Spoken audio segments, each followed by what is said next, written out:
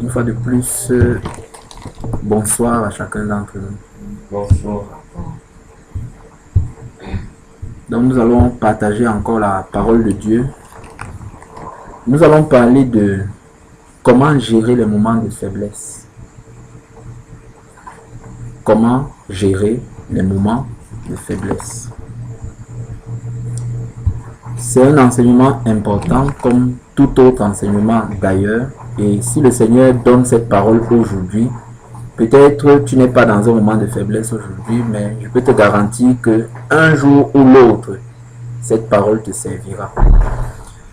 Je dirais tout d'abord que la faiblesse n'est pas une fatalité. La faiblesse est humaine. Amen. Beaucoup de chrétiens, quand ils se sentent faibles, ils commencent à se condamner et à se donner des raisons pour pouvoir justifier la faiblesse. Vous savez, depuis la chute d'Adam, l'humanité est devenue faible. Quand Dieu a créé l'homme, l'homme n'était pas faible. Dieu a créé l'homme parfait. Dieu a créé l'homme fort. Et quand Adam a péché, la faiblesse est entrée dans la race humaine. Et dans le psaume 82, verset 6 à 7, psaume 82, verset 6 à 7, le Seigneur fait ici un résumé de la différence entre l'ancienne condition de l'homme lors de sa création et comment est-ce qu'il est devenu depuis la chute, depuis le péché d'Adam. Il est écrit, j'avais dit, vous êtes des dieux. Dieu parle ici des hommes, il ne parle pas ici des anges. Il dit, vous êtes tous des fils du Très-Haut.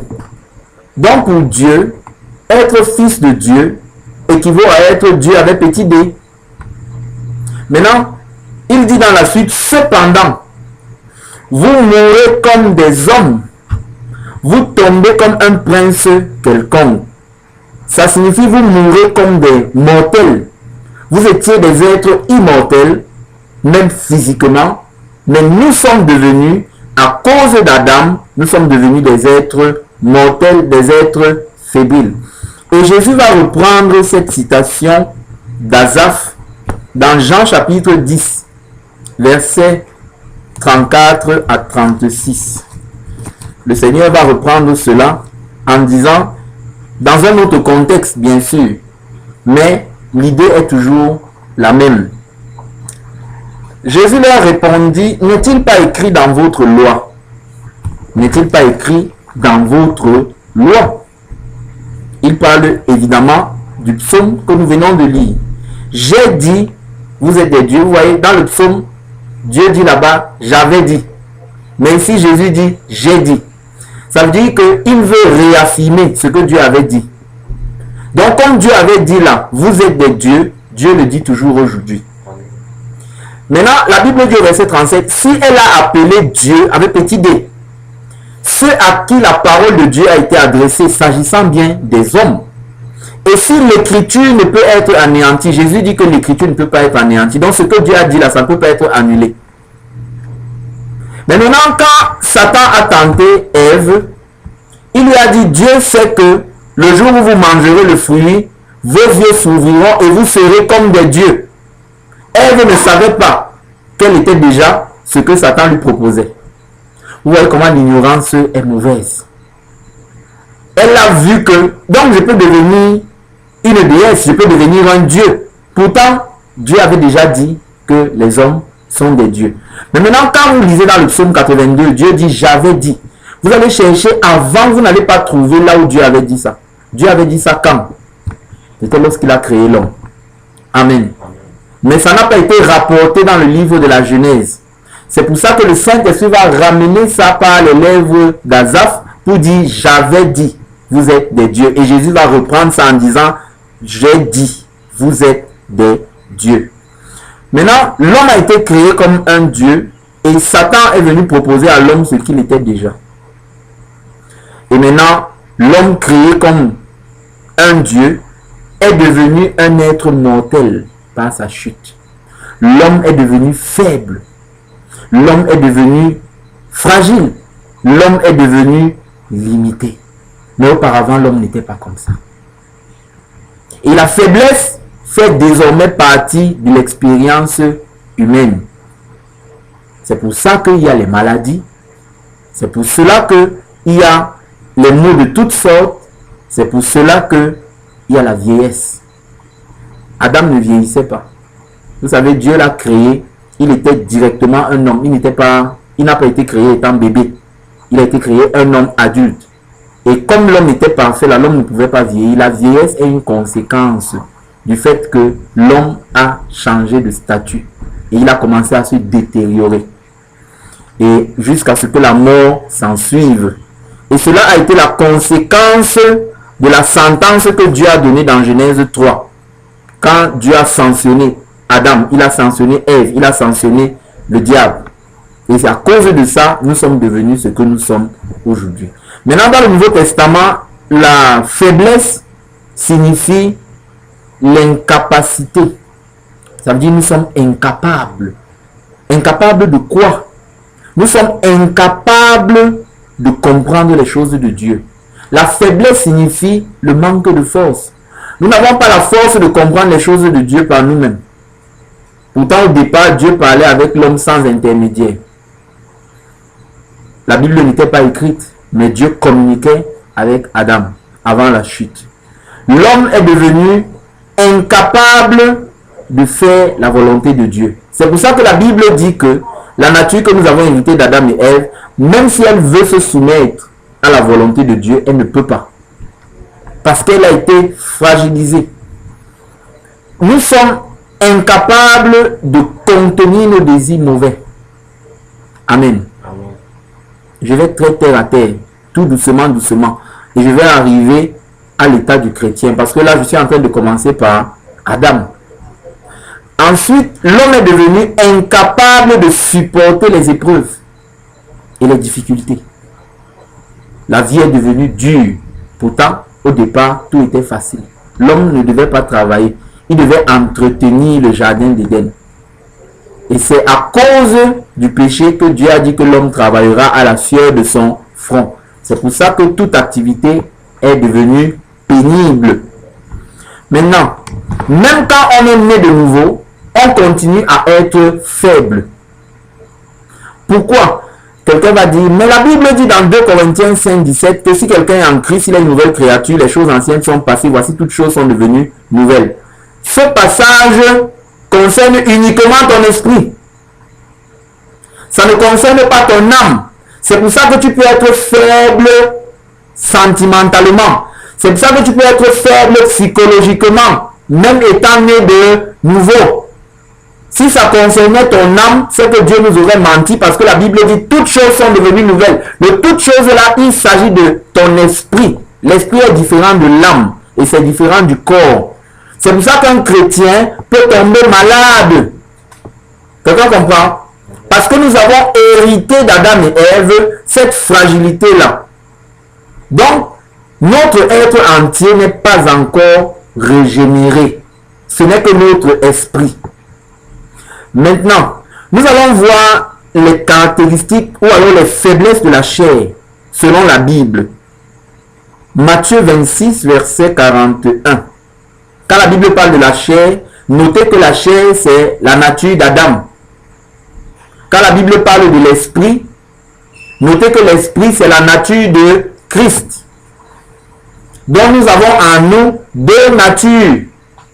Nous avons en nous la nature d'Adam, qui lutte avec la nature de Christ, qui est par ailleurs appelé dans la Bible le nouvel homme, la nature de Christ, et le vieil homme, la nature d'Adam.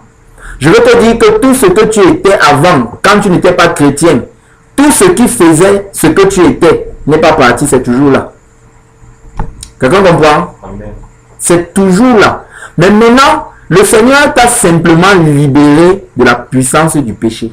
Mais le péché est toujours présent en nous. C'est pour ça que la Bible dit que si quelqu'un dit qu'il n'a pas de péché, il fait de Dieu un menteur. Ça descend aux enfants de Dieu.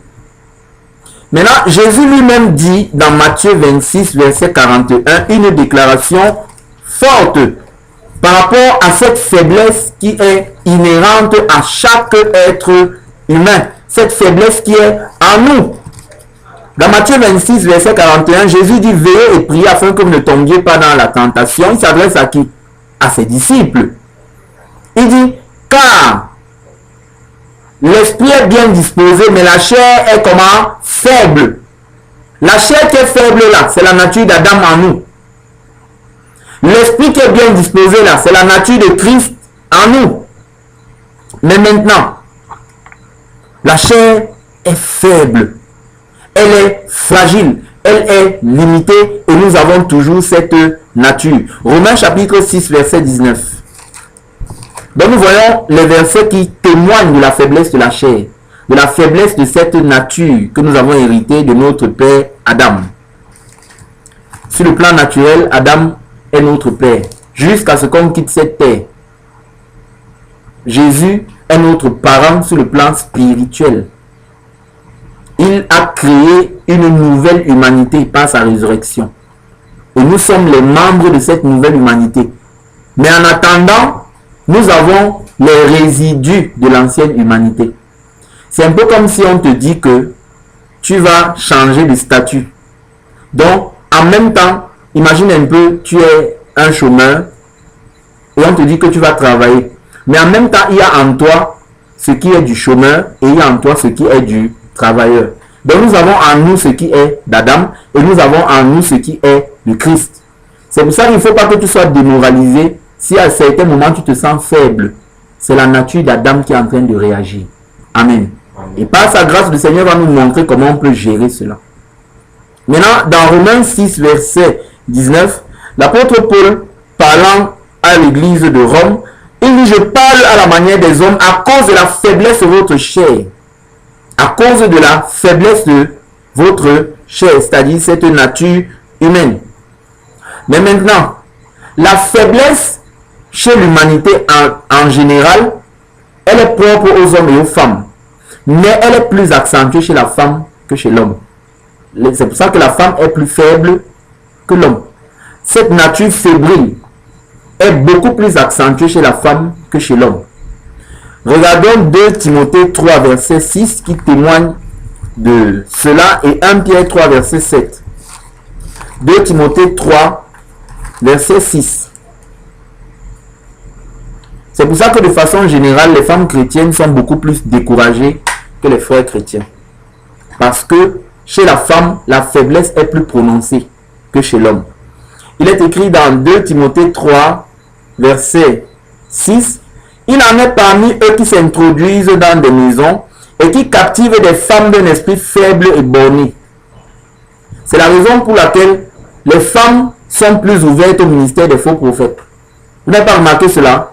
Il y a beaucoup de femmes chez les faux prophètes, plus que d'hommes. Pourquoi? Parce que les femmes sont plus fébriles et par conséquent, elles sont une proie plus facile. C'est pour ça que Satan n'a pas tenté Adam directement. Il est passé par Ève. Parce qu'il savait que la femme est plus faible que l'homme. C'est l'une des raisons pour lesquelles Dieu ne veut pas que la femme ait une position d'autorité dans l'église. Parce que si la femme a une position d'autorité dans l'église, avec la faiblesse qu'elle a en elle, Satan passera facilement pour l'avoir. Maintenant, la Bible nous dit ici que des femmes d'un esprit faible et borné, chargées de péché et agitées par des passions de toute espèce. C'est pour ça que les faux prophètes aiment beaucoup tromper les femmes. Si tu dis, venez ici pour la délivrance, les femmes vont venir plus que les hommes. D'ailleurs même, vous allez voir que les délivrances, c'est beaucoup plus les femmes que les hommes, même dans ces milieux-là. Vous allez remarquer que c'est beaucoup plus les femmes, quand il y a prière de ceux-ci, qui commencent à manifester des esprits par rapport aux hommes. Parce que la femme est un vase plus ouvert, un vase plus accessible. La femme a été créée pour recevoir, tant bien sur le plan spirituel que sur le plan naturel. C'est pour ça que c'est la femme qui reçoit la semence de l'homme pour porter l'enfant. C'est pour cela que même dans l'église, la femme est faite pour recevoir. Même de façon naturelle, la femme est faite pour recevoir. Je vais vous prendre un exemple très simple. Si tu es avec une femme et que vous voulez causer, tu lui dis, je t'écoute. Elle va dire non, toi commence d'abord. Parce que généralement, la femme ne sait pas, c'est-à-dire, elle ne sait pas comment s'y prendre. Elle aime beaucoup plus écouter. C'est pas vrai? Hein? Il n'y a pas de femmes ici? Ah! La femme aime beaucoup plus écouter. Si on demande maintenant là que les soeurs nous donnent les sujets de prière, vous allez attendre pendant longtemps. Si on dit que les soeurs commencent à chanter, il n'y a pas cette aisance comme chez l'homme, chez la femme. Maintenant, dans 1 Pierre 3, verset 7, la Bible nous fait comprendre que la femme est un sexe plus faible. 1 Pierre 3, verset 7, la Bible dit, Marie, montrez à votre tour de la sagesse dans vos rapports avec vos femmes, comme avec un sexe plus faible. Vous voyez, les femmes sont plus faibles, elles sont plus vulnérables. Et maintenant, au niveau de l'être humain de façon générale, il y a deux grands groupes de personnes en psychologie. Il y a ce qu'on appelle les extravertis. C'est ceux qui sont ouverts vers le monde. Il y a ce qu'on appelle les introvertis. C'est ceux qui sont repliés sur eux-mêmes. Maintenant, je vais commencer par le groupe des extravertis. Dans le groupe des extravertis, il y a deux sous-ensembles, deux sous-groupes. Il y a premièrement les gens qu'on appelle les sanguins. Je vais vous donner leurs caractéristiques. Vous pouvez vous retrouver là-dedans. Les sanguins, ils ont des forces de caractère dans leur tempérament. Ils ont également des faiblesses. Un sanguin bavarde beaucoup. Les sanguins, c'est des gens qui bavardent beaucoup. Ce sont des gens qui sont très populaires. Ce sont des gens qui se font des amis facilement. Ce sont des personnes qui sont très généreuses. On les frappe également facilement. Les sanguins, dans la Bible, je vous prends un exemple de quelqu'un qui était sanguin, l'apôtre Pierre.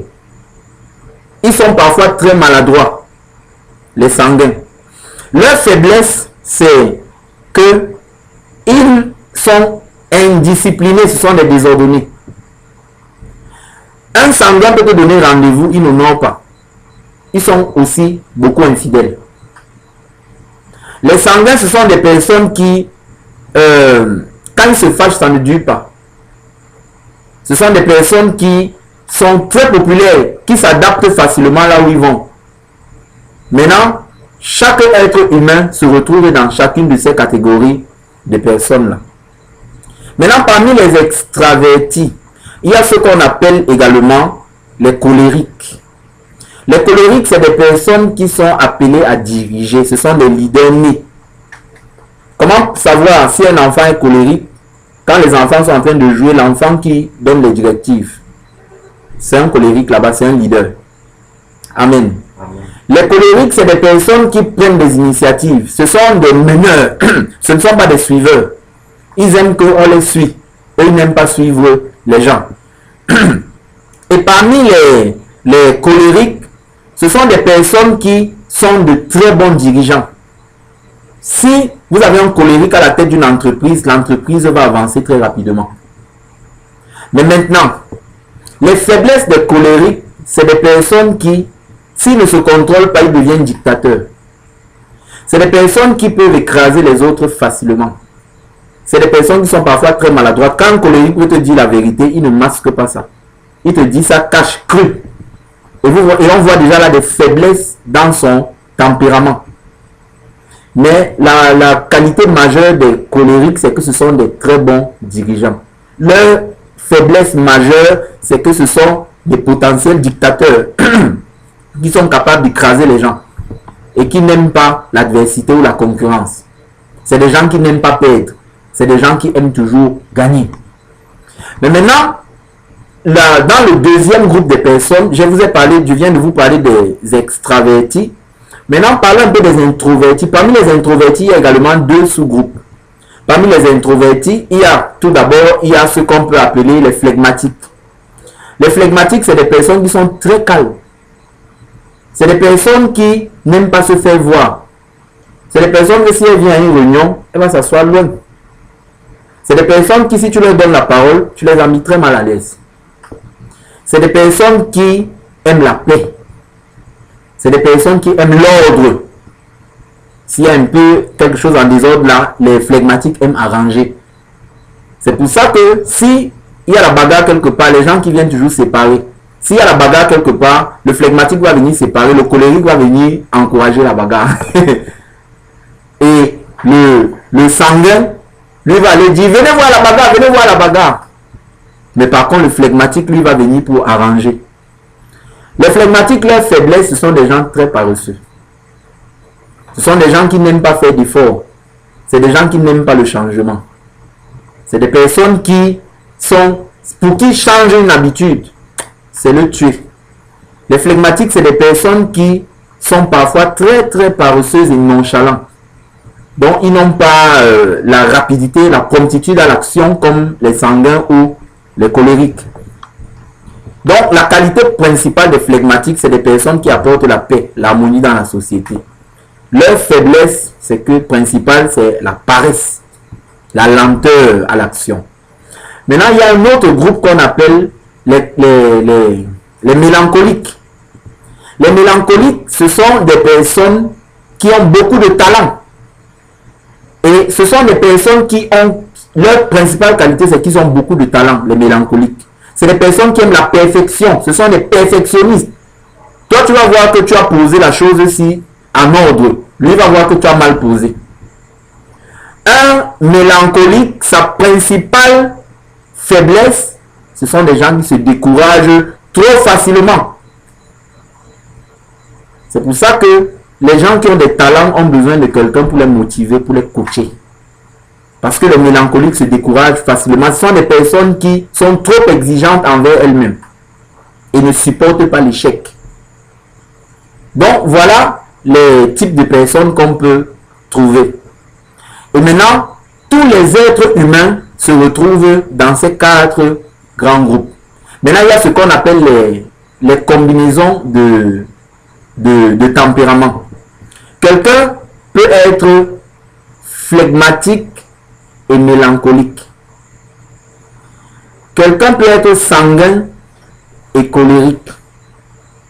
Quelqu'un peut être colérique et mélancolique. On appelle ça les masques. Maintenant, quelqu'un peut avoir un tempérament et son environnement social modifie son tempérament. Imagine un peu quelqu'un qui était phlegmatique, qui n'a pas l'habitude de parler. Mais il a grandi dans un environnement où on l'a poussé à prendre une nature qui n'est pas la sienne. Et la personne se retrouve à bavarder alors que ce n'est pas sa nature. On appelle ça les masques. Mais maintenant, quelqu'un ne peut pas être sanguin et phlegmatique ou colérique et phlegmatique. C'est impossible. Maintenant, si vous me demandez quel était le tempérament du Seigneur Jésus, le Seigneur Jésus avait tous les 4 tempéraments. Amen. Mais il n'avait aucune faiblesse de tempérament. Aucune. Jésus s'est manifesté comme étant le colérique. Il dit, venez, suivez-moi. Les gens le suivent. Un leader d'exception. Jésus s'est manifesté comme étant le sanguin. Il pouvait prêcher du matin jusqu'au soir. Jésus s'est manifesté comme étant le phlegmatique. Quand on lui a demandé, es-tu le Fils de Dieu? Il n'a même pas répondu à quelqu'un. Jésus s'est présenté comme étant le mélancolique parce qu'il avait beaucoup de talent. Il était non seulement un charpentier, mais il pouvait faire beaucoup de miracles et beaucoup de choses. Mais maintenant, les faiblesses de tempérament que nous avons vont agir sur notre façon d'être, notre façon de réagir. C'est pour ça qu'il est important qu'un chrétien connaisse son tempérament. Parce que quand tu connais ton tempérament, tu connaîtras quel est le fruit de l'esprit que tu peux développer, que tu as besoin de développer de plus en profondeur. Il y a des gens qui, à cause de leur tempérament, certains fruits de l'esprit n'ont pas besoin de faire trop d'efforts pour les avoir. Par exemple, le phlegmatique n'a pas besoin de faire trop d'efforts pour développer le fruit de l'esprit qu'on appelle la paix. Amen. Et vous allez voir que certains ont beaucoup de mal à développer tel fruit de l'esprit à cause de son tempérament. Maintenant, tout le monde a des faiblesses, tout le monde a des forces. Comment est-ce que tu peux faire pour vaincre les faiblesses de ton tempérament? Même le grand apôtre Paul était soumis à la faiblesse de la nature humaine. Parce qu'il était un homme de la même nature que nous autres. Lisons 1 Corinthiens 2, verset 3. Où Paul lui-même fait le témoignage de sa propre faiblesse. Nous devons être conscients de nos faiblesses. Si nous n'en sommes pas conscients, le jour où elles vont se manifester, on sera surpris. Et quand on est surpris, on aura l'impression qu'on croyait qu'on était quelque chose qu'on n'est pas en réalité. C'est pour ça que Paul disait aux gens à qui il écrivait qu'il ne faut pas que vous ayez de moi une opinion supérieure à ce que vous voyez ou vous entendez. 1 Corinthiens 2, verset 3, l'apôtre Paul dit, moi-même j'étais auprès de vous dans un état de faiblesse, de crainte et de grand tremblement. Quel était le tempérament de Paul? Paul était un colérique. Quel était le tempérament de Pierre? Pierre était un sanguin. Quel était le tempérament de David? David était un mélancolique. Un mélancolique. Quel était un mélancolique colérique? Parce que c'était aussi un leader.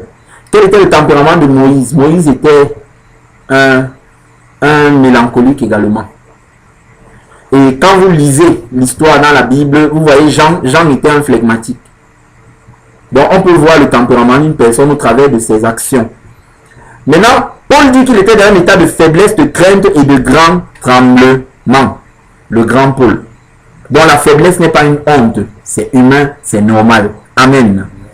1 Corinthiens 10, verset 10, toujours le témoignage de Paul par rapport à la faiblesse. 1 Corinthiens chapitre 10, verset 10. 2 Corinthiens 10, verset 10, autant pour moi. 2 Corinthiens 10, verset 10. Il est écrit, car dit-on, ses lettres sont sévères et fortes, mais présent en personne, il est faible et sa parole est méprisable. Paul était un peu timide quand il se tenait devant les gens. C'était pourquoi? C'était certainement à cause d'un état dû à, comment dirais-je, à une maladie qu'il avait. Pourtant, Dieu l'utilisait pour guérir les gens. Mais malgré cela, ça ne l'a pas empêché de faire l'œuvre de Dieu. 2 Corinthiens 11, verset 29, toujours Paul qui parle de sa faiblesse personnelle. Il dit, qui est faible que je ne sois faible? Donc il dit, de la même manière que vous dites que vous êtes faible là, moi également je suis faible. Mais j'ai appris à gérer mes faiblesses et non à les subir. Tout comme les autres serviteurs de Dieu dans l'Ancien Testament avaient des faiblesses. Vous avez vu la vie d'Abraham. Abraham avait des faiblesses. Moïse avait des faiblesses. C'est pour vous dire que Dieu ne cherche pas des gens parfaits. Sinon Dieu ne marcherait qu'avec les anges. Amen. Amen. Je ne suis pas en train de vous enseigner de vivre dans le péché. Mais je veux que vous compreniez la nature que nous avons. Parce que parfois vous vous retrouvez dans certaines situations, Satan va vous faire croire que vous n'êtes plus chrétien. Alors que ce que vous traversez est tout à fait humain et normal. Tous les serviteurs de Dieu dans l'Ancien Testament avaient des faiblesses. Tous. Si on fait une étude cas par cas, chaque homme qui a marché avec Dieu, vous allez voir leurs failles. Mais c'est des gens qui avaient un cœur pour le Seigneur. Amen. Malgré tes faiblesses, si tu as un cœur pour le Seigneur, Dieu cherche de telles personnes. La seule personne parfaite, c'était Jésus-Christ. Hébreux 5, verset 2 à 3, nous fait voir que les serviteurs de Dieu dans l'Ancien Testament étaient tous soumis à la faiblesse. Ce verset parle particulièrement des sacrificateurs, mais il peut être appliqué également aux prophètes et à tous les autres qui ont servi Dieu avant.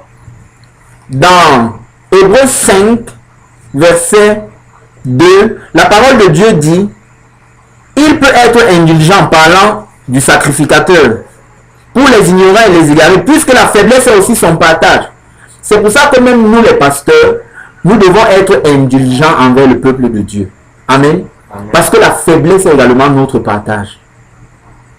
Parce que si on a l'impression que dès que quelqu'un fait quelque chose, il faut simplement sanctionner une fois, c'est qu'on n'a pas bien compris comment Dieu fonctionne.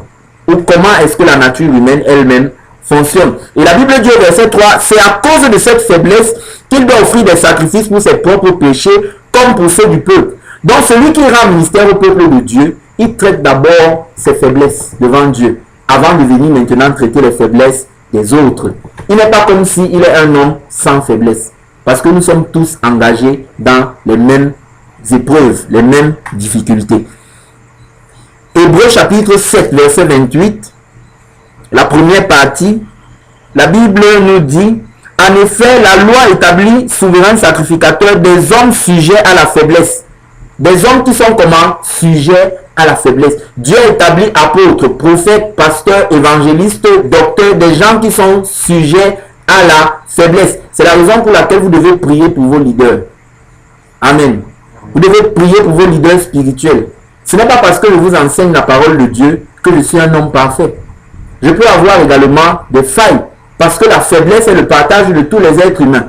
Mais je me dois d'être un modèle pour vous. C'est la responsabilité que Dieu donne aux anciens, aux conducteurs, d'être un modèle pour le peuple.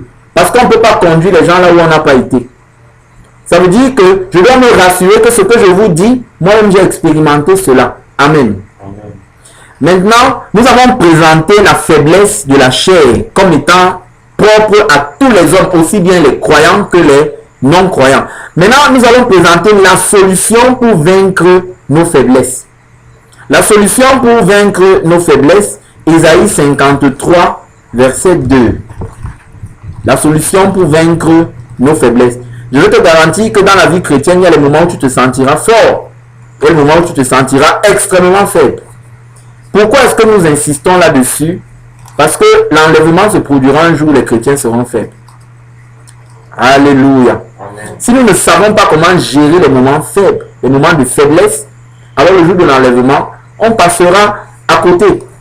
Le Seigneur ne reviendra pas un jour où les chrétiens seront spirituellement forts. Il a dit, le Fils de l'homme viendra à l'heure où vous y penserez le moins. Ce sera un jour où on n'aura pas envie de prier. Ce sera un jour où quelqu'un n'aura pas envie de lire la Bible. C'est pour ça que tu ne dois pas lire la Bible parce que tu as envie. Tu dois lire la Bible parce que tu dois la lire.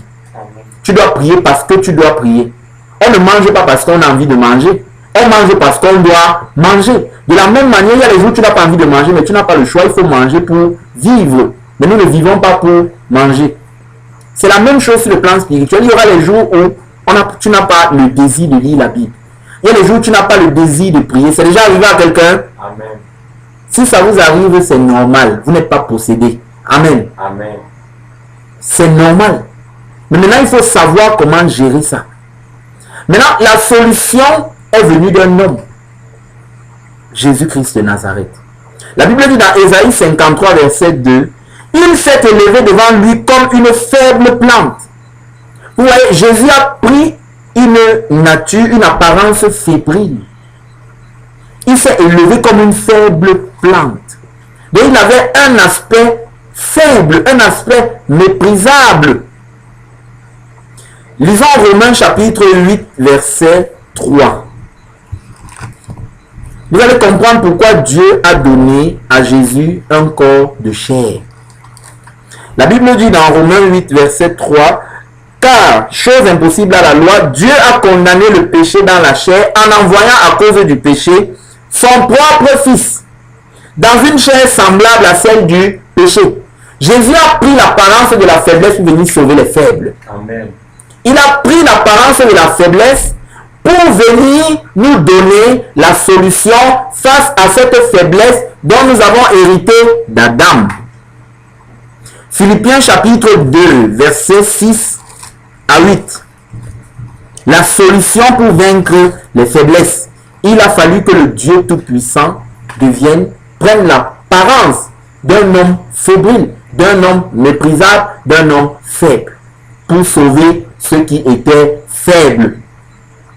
Il est écrit dans Philippiens chapitre 2, versets 6 à 8, lequel, parlant de Jésus-Christ, existant en forme de Dieu. Vous avez vu, non? Jésus a existé en forme de Dieu. Il n'a point regardé comme une proie arrachée d'être égal avec Dieu. Ça veut dire qu'il ne s'est pas accroché sur son titre de Dieu. La Bible dit, mais s'est dépouillé lui-même en prenant une forme de serviteur. Donc il a pris la forme de la faiblesse, en devenant semblable aux hommes, en ayant paru comme un simple homme, comme un faible homme. Il s'est humilié lui-même en se rendant obéissant jusqu'à la mort, même jusqu'à la mort de la croix. Mais maintenant, la Bible dit que Jésus a donc pris la forme de la faiblesse. Il est l'agneau, n'est-ce pas? Jean-Baptiste a dit, voici l'agneau de Dieu qui ôte le péché du monde. Je vous dis que l'agneau est l'expression la plus parfaite de la faiblesse. L'agneau est l'expression la plus parfaite de la faiblesse. Si vous voulez avoir la confirmation de ce que je dis, allez dans une ferme où on élève les agneaux. Vous regardez un peu l'agneau, vous observez un peu, vous allez voir. C'est un animal faible. C'est le mammifère le plus faible qui soit, l'agneau. Si vous voyez les moutons qui passent souvent en route là, vous voyez leurs enfants, l'agneau. L'agneau est tellement faible que même quand il crie, il n'y a pas la force. Sa voix ne sort pas. C'est pour ça que quand Jésus était sur la croix, quand il criait, Abba, Abba, Elohim, Elohim, lama sabachthani, sa voix ne sortait plus. Parce qu'il devait s'identifier à l'agneau. L'agneau est tellement faible que quand tu vois ses pieds, si tu le bottes, il va se casser. Il est trop fébrile. Quand il marche, c'est comme si ses pattes vont se casser. Il est l'expression, l'agneau est l'expression de la parfaite faiblesse. Donc Jésus a pris une apparence faible pour venir sauver les faibles. C'est pour ça qu'il va dire que je ne suis pas venu appeler des justes à la repentance, mais des pécheurs. Je ne suis pas venu appeler des saints, mais je suis venu appeler des pécheurs afin qu'ils deviennent saints. Vous voyez la différence? Il n'est pas venu pour des gens qui n'avaient pas de problème. Il est venu pour des gens qui avaient des problèmes sérieux. Si en tant que chrétien, tu dis que tu n'as pas de problème, tu es en train de dire que tu n'as pas besoin de Jésus-Christ. Nous allons lire un autre passage dans 2 Corinthiens 13, verset 4. Quand le Seigneur Jésus est sur la croix, mes frères, il est en train de payer le prix pour la victoire sur toute forme de faiblesse. C'est la raison pour laquelle aujourd'hui nous avons l'espoir, nous avons la conviction que nous pouvons gérer les faiblesses et non plus les subir comme avant. Amen. La Bible dit dans 2 Corinthiens 13, verset 4, car il a été crucifié à cause de sa faiblesse. Si Jésus ne devenait pas faiblesse, il ne pouvait pas être crucifié. Peut-on crucifier Dieu? Non. Peut-on tuer Dieu? Non. Il fallait que Dieu devienne faible pour qu'on le tue. Et quand il est devenu faible, c'est pourquoi on a pu le crucifier. Mais maintenant la Bible dit, mais il vit par la puissance de Dieu. Et ensuite il dit, nous aussi nous sommes faibles en lui. Mais nous vivons avec lui par la puissance de Dieu pour agir envers vous. Un chrétien vit par la puissance de Dieu. Amen. Parce que la vie chrétienne n'est pas une vie naturelle. C'est une vie qui est impossible humainement parlant. Ce que Dieu demande là, naturellement parlant, on ne peut pas mettre ça en pratique. C'est pour ça que la Bible dit que si la chair essaye, elle ne peut pas se soumettre à la loi de Dieu parce qu'elle ne le peut même pas. Hébreux chapitre 2, verset 14 à 18. Jésus est devenu faible pour nous sauver. C'est pour ça que je veux te dire que Jésus comprend parfaitement ta faiblesse. Amen. Amen. Amen. Jésus comprend parfaitement ta faiblesse. Hébreux 2, verset 14 à 18. C'est pour ça qu'il peut t'aider. Comme ce passage va nous le confirmer. Il est écrit, ainsi donc, puisque les enfants participent au sang et à la chair, il y a également participé lui-même, afin que par la mort, il anéantisse celui qui a la puissance de la mort, c'est-à-dire le diable. Il fallait que Dieu devienne un être de chair et de sang pour connaître la mort, afin de vaincre celui qui avait le pouvoir de la mort. Maintenant, il dit, et qu'il délivra tous ceux qui par la crainte de la mort étaient toute leur vie retenus dans la servitude. Nous avons été dans la servitude de la faiblesse. C'est pour ça que certains d'entre nous ont développé des habitudes que jusqu'à présent, en tant que chrétien, c'est difficile de s'en séparer. Difficile ne veut pas dire impossible. Amen. Car tout est possible à celui qui croit. Amen. Et maintenant, il dit, car assurément, ce n'est pas des anges qui viennent en aide. Oui, l'aide du Seigneur, ce n'est pas pour les anges, parce que les anges sont trop forts. Alléluia. Amen. Il dit que, mais à la postérité d'Abraham, c'est-à-dire la descendance d'Abraham, vous et moi. Il dit, en conséquence, il a dû être rendu semblable en toutes choses à ses frères, y compris la faiblesse, sauf que Jésus n'a pas connu le péché. La Bible dit ensuite, afin qu'il fût un souverain sacrificateur miséricordieux. Pourquoi il est miséricordieux? Parce qu'il peut comprendre. Lui-même, il est passé par les mêmes difficultés que nous, on endure, mais seulement il n'a pas fléchi. Parce qu'il n'avait pas la nature d'Adam en lui. Amen. Amen. Et la Bible dit ensuite que il a fait l'expiation des péchés du peuple, verset 18. Car ayant été tenté lui-même dans ce qu'il a souffert, il peut secourir ceux qui sont tentés. Il peut secourir ceux qui sont tentés à tous les niveaux. Il n'y a pas de tentation d'où Jésus ne peut pas te secourir. Amen. La plus grosse tentation, c'est la tentation sexuelle. Jésus a été tenté. Il y a beaucoup de femmes qui tournaient autour de lui. Vous ne voyez pas dans la Bible, en Israël, quand une femme venait nettoyer les pieds d'un homme, c'était une manière de demander l'homme en mariage. Mais Jésus-Christ n'a pas cédé à cela. Lui s'est élevé au niveau de celui qui est Dieu et il est voyant comme ses créatures. C'est pour ça qu'il lui a dit, ma fille, ta foi t'a sauvée. C'était une sorte de demande en mariage, c'était une sorte de soumission. Si vous lisez l'histoire de Ruth, Ruth était partie se coucher au pied de Boaz. Quand une femme se couche au pied d'un homme en Israël, selon leur tradition, ça signifie qu'elle est prête à se soumettre à lui comme épouse.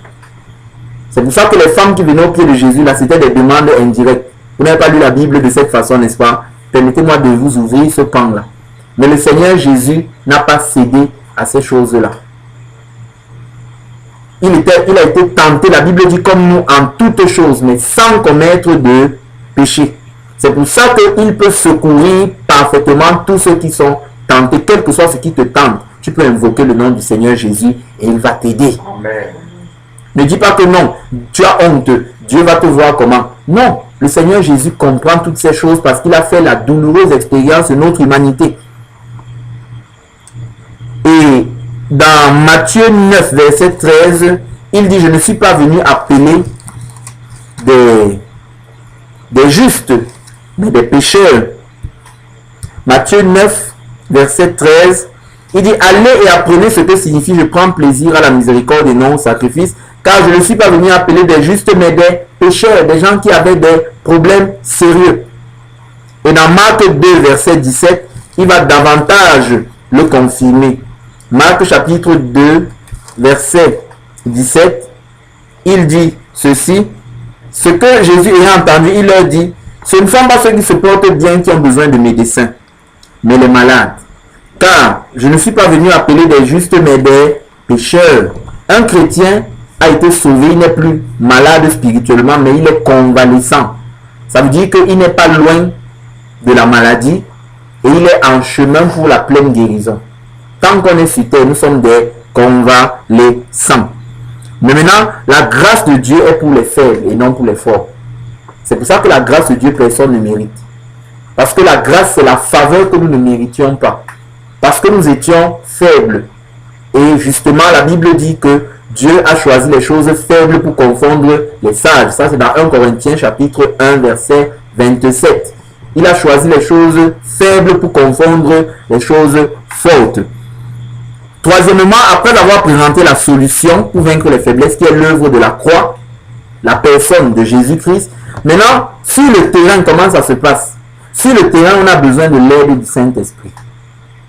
Je vais résumer ce que j'ai dit depuis le départ. On a présenté la faiblesse comme étant l'héritage d'Adam.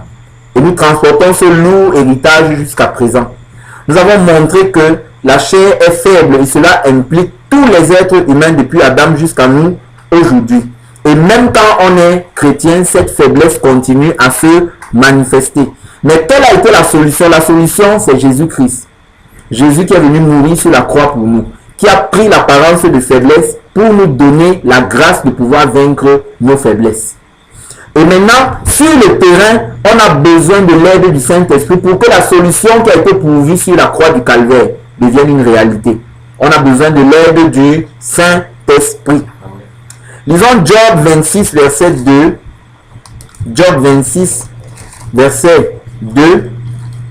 Ici, c'est une réplique que Job fait à un monsieur qui s'appelait Bildad de Chouac. C'était son nom. La réplique que Job lui a faite là, nous pouvons faire la même réplique au Seigneur. Job lui dit, dans Job 26, verset 2, « Comme tu sais bien venir en aide à la faiblesse, comme tu prêtes secours au bras sans force. » Job reprochait à ce monsieur-là de ne l'avoir pas aidé dans sa faiblesse. Mais nous pouvons nous servir de ceci, nous pouvons emprunter ces paroles à Job pour les adresser à Dieu, non pas pour lui faire une reproche, mais pour lui faire une pétition, une demande. Nous pouvons demander à Dieu, Seigneur, tu sais bien venir en aide à la faiblesse. Seigneur, prête secours à mon bras sans force. Amen. C'est pour ça que quelqu'un avait dit que quand tu es fini, tu dois appeler celui qui est infini. Et celui qui est infini, c'est le Saint-Esprit. Amen. Il y a des moments où tu auras l'impression que vraiment ta carrière chrétienne est terminée. Il y aura des jours où tu auras l'impression que c'est ton dernier jour dans la foi. Les jours où tu te sens vraiment à terre, comme on dit souvent. Mais dans les moments de faiblesse, il faut invoquer le Saint-Esprit. 2 Chroniques 14, verset 10. 2 Chroniques, chapitre 14, verset 10, va encore nous montrer un autre aspect de l'aide du Saint-Esprit par rapport à nos faiblesses. 2 Chroniques 14, verset 10. Le verset 11, dans certaines versions, c'est le verset 10, dans d'autres, c'est le 11. Asa invoqua l'Éternel, son Dieu, et dit, Éternel, toi seul peux venir en aide aux faibles comme aux forts. Viens à notre aide, Éternel, notre Dieu. Car c'est sur toi que nous nous appuyons, et nous sommes venus en ton nom contre cette multitude. Éternel, tu es notre Dieu, que ce ne soit pas l'homme qui l'emporte sur toi. Dans ce passage, Asa dit que Dieu peut venir en aide aux faibles. Et je veux te dire que le Saint-Esprit peut venir en aide à ceux qui sont faibles. Amen. Job chapitre 5, verset 15. Job chapitre 5, verset 15. Nous parlons ce soir de comment gérer les moments de faiblesse. Job chapitre 5, verset 15 nous donne encore un autre élément sur l'aide du Saint-Esprit par rapport à la faiblesse. Il est écrit, ainsi Dieu protège le faible contre leurs menaces. Je veux te dire que si tu es faible, la protection de Dieu n'est pas partie. Amen. Quand tu es faible, tu te sens vulnérable. Le fait que tu te sens vulnérable ne veut pas dire que tu n'es pas protégé. Tu es véritablement protégé. Quand Jésus était vulnérable sur la croix, il bénéficiait toujours de l'approbation de son Père, jusqu'au moment où les péchés sont venus sur lui et le Père a dû se retirer pour un temps. La Bible dit, et le sauve de la main des puissants. Quand tu te sens faible, le Seigneur te protège, même si tu as l'impression que tu n'es plus protégé. Ésaïe 25, verset 4. Ésaïe 25, verset 4. Un dernier verset pour nous montrer l'aide du Saint-Esprit. Ésaïe 25, verset 4. Avant que nous tombions dans Romains 8, 26, qui sera le dernier verset. Ésaïe 25, 4 nous dit, tu as été un refuge pour le faible. Je veux te dire que Jésus-Christ est un refuge pour ceux qui sont faibles. Amen. Quand tu es faible, ne fuis pas, ne t'éloigne pas du Seigneur. Cours dans ses bras, jette-toi désespérément à ses pieds. Tu as été un refuge pour le faible, un refuge pour le malheureux dans la détresse, un abri contre la tempête, un ombrage contre la chaleur, car le souffle des tyrans est comme l'ouragan qui frappe une muraille. Parfois, l'ennemi met tellement la pression au peuple de Dieu que tu as l'impression que Dieu t'a abandonné. Comme c'est écrit ici. Je veux te dire que dans ces moments-là, Dieu devient pour toi un refuge. Amen. C'est la raison pour laquelle dans ces moments de faiblesse, tu ne tombes jamais. Parce qu'il y a une main invisible qui te soutient. S'il ne te soutenait pas, tu serais tombé depuis et ta carrière chrétienne serait terminée. Amen. Mais si ce n'est pas terminé, si tu es toujours engagé, c'est parce que le Seigneur continue à te soutenir. Et maintenant, Romains chapitre 8, verset 26, qui est le dernier verset, et le verset le plus représentatif de l'aide du Saint-Esprit pour les gens qui sont spirituellement faibles. Même si c'est physiquement faible, le Saint-Esprit peut intervenir spirituellement, il peut intervenir au niveau physique également. La Bible dit de même aussi, l'Esprit nous aide dans notre faiblesse. Le Saint-Esprit nous aide quand nous sommes limités, quand nous sommes incapables, quand nous sommes livrés à nous-mêmes. Le Saint-Esprit est là pour nous aider. Maintenant, en dernier ressort, nous allons voir des diverses situations de faiblesse que nous pouvons gérer. Joël chapitre 3, verset 10. Nous allons voir quelques situations diverses de faiblesse. Comment est-ce qu'on gère les situations de faiblesse? Dans Joël chapitre 3, verset 10, la Bible dit que le faible dise « Je suis fort ». Amen. À côté de Joël 3, verset 10, tu peux mettre Philippiens chapitre 4, verset 10, chapitre 4, verset 13. Philippiens 4, 13 dit, je puis tout par Christ qui me fortifie. Quand tu es faible, tu dois confesser que tu es fort. Amen. Amen. Ne dis pas, je suis faible.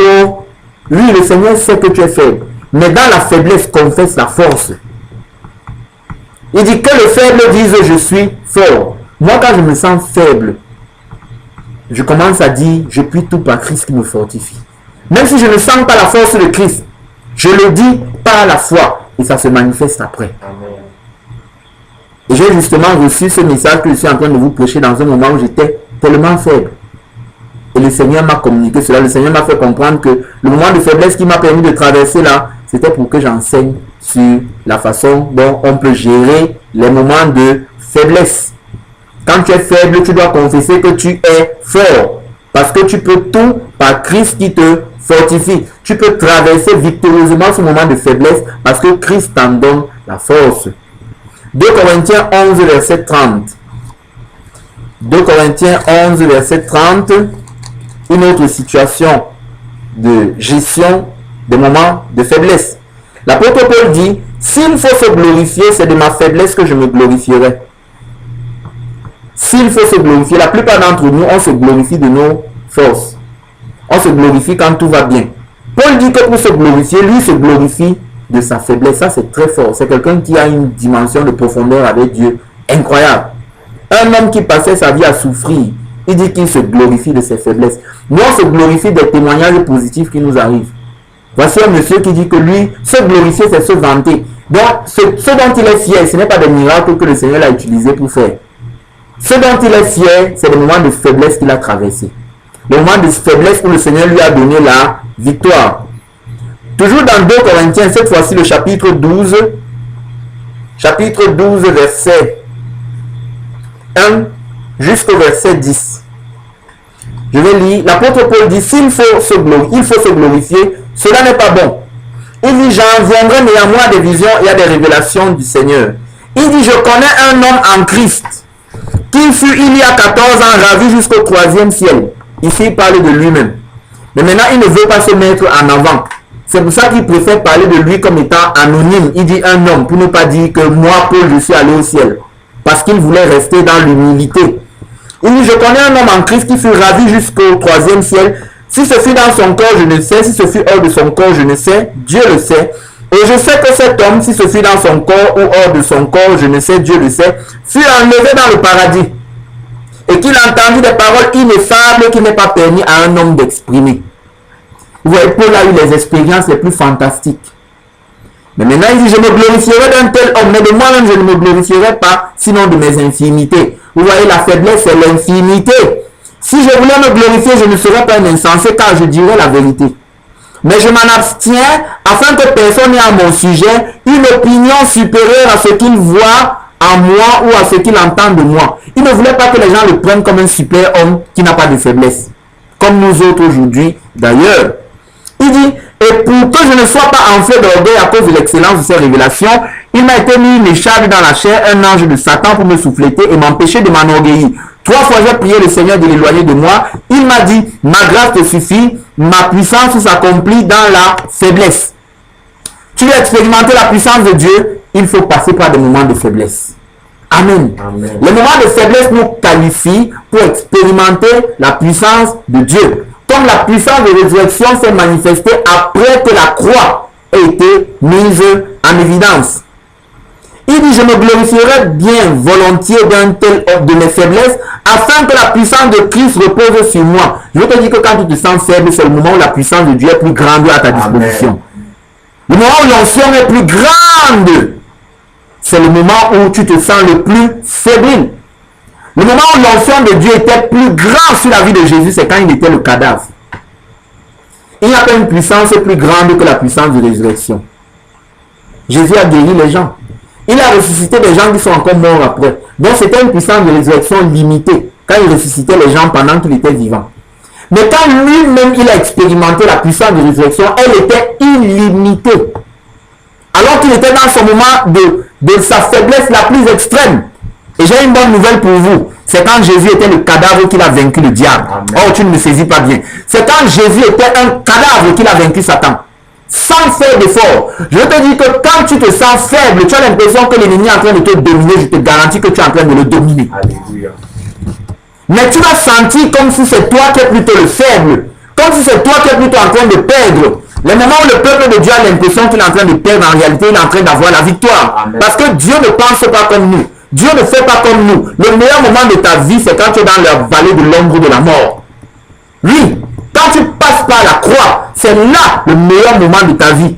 Mais ça ne semble pas être le cas. Vous savez pourquoi Jésus est célébré au ciel? Jésus n'est pas célébré au ciel pour les miracles qu'il a fait sur terre.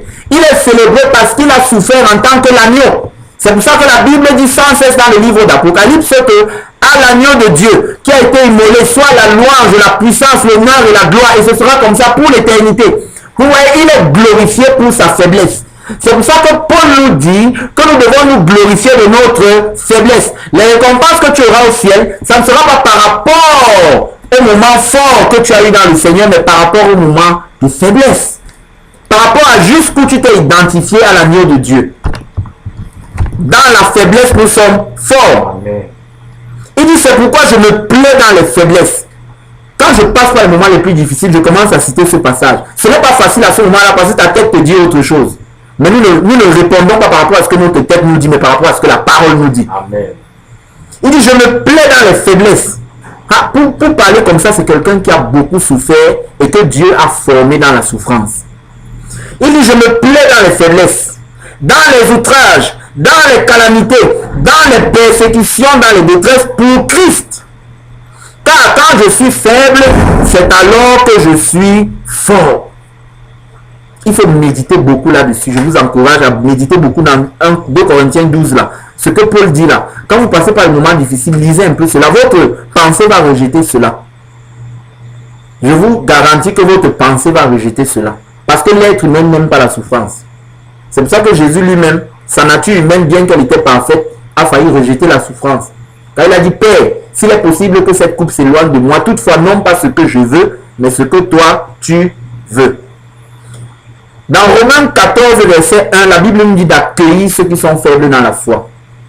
Je veux te dire que si tu es faible dans la foi, tu te sens faible et d'autres chrétiens qui sont trop forts spirituellement t'ont rejeté, je veux te dire que tu es le bienvenu, la bienvenue parmi nous. Amen. Amen. Nous n'allons pas chasser ceux qui sont faibles dans la foi, nous allons les accueillir comme la Bible dit. Amen. Parce que quand tu es faible, le Seigneur met à ta disposition le nécessaire pour te fortifier. 1 Corinthiens 9, verset 22. Dans 1 Corinthiens 9, verset 22, la Bible nous montre encore une autre situation en disant que l'apôtre Paul dit, j'ai été faible avec les faibles, afin de gagner les faibles. Si nous ne nous identifions pas, si nous qui vous prêchons la parole de Dieu, on ne s'identifie pas à vos problèmes, vous aurez l'impression que Dieu fait le favoritisme. Avant, moi, je croyais que les gens qui prêchent là, quand le Seigneur ne m'avait pas encore établi dans le ministère comme prédicateur, je pensais que les gens qui prêchent n'ont pas de problème. Jusqu'à ce que le Seigneur m'apprenne que ce que tu traverses, je permets que tu traverses cela pour aller instruire mon peuple. Amen. C'est pour cela que nous pouvons vous parler avec tant de compassion. Nous pouvons vous parler avec tant d'amour parce que nous comprenons ce que vous traversez, parce que nous-mêmes nous avons traversé cela. Et nous continuons à traverser cela. Donc, nous nous faisons faibles avec les faibles afin de pouvoir les gagner. Ézéchiel 34, verset 4, là-bas, Dieu fait un reproche au corps de Christ, bien que c'était Israël de l'Ancien Testament, mais c'est une prophétie pour le corps de Christ. Il fait un reproche en disant que vous n'avez pas pris soin des brebis qui étaient faibles. Nous avons la responsabilité de prendre soin des brebis qui sont faibles et qui ont été affaiblies par quelque situation que ce soit. Et dans Acte 20, verset 35, l'apôtre Paul confirme Ézéchiel 34, 4.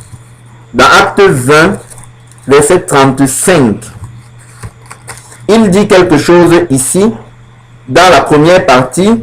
Il dit, je vous ai montré de toute manière que c'est en travaillant qu'il faut soutenir les faibles. Si nous ne travaillons pas spirituellement, nous ne pouvons pas soutenir nos frères et sœurs en Christ qui sont spirituellement faibles. Amen. Le verset ne parle pas de la faiblesse sur le plan spirituel. Il parle de la faiblesse dans la mesure où il parle de la pauvreté. Mais je veux simplement faire une autre lecture de ce verset sans trahir la pensée de Luc. Parce que dans la pensée de Luc, il s'agissait de travailler pour gagner de l'argent, pour soutenir ceux qui sont financièrement faibles.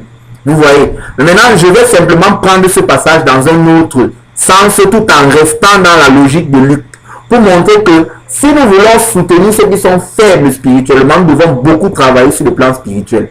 On doit beaucoup prier, beaucoup lire la Bible pour être en mesure de soutenir d'autres qui sont faibles spirituellement. Amen. Amen. 1 Corinthiens 12, verset 22.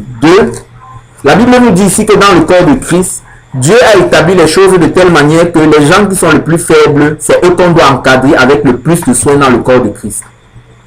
Mais ce n'est pas ce qui se passe à les assemblées aujourd'hui.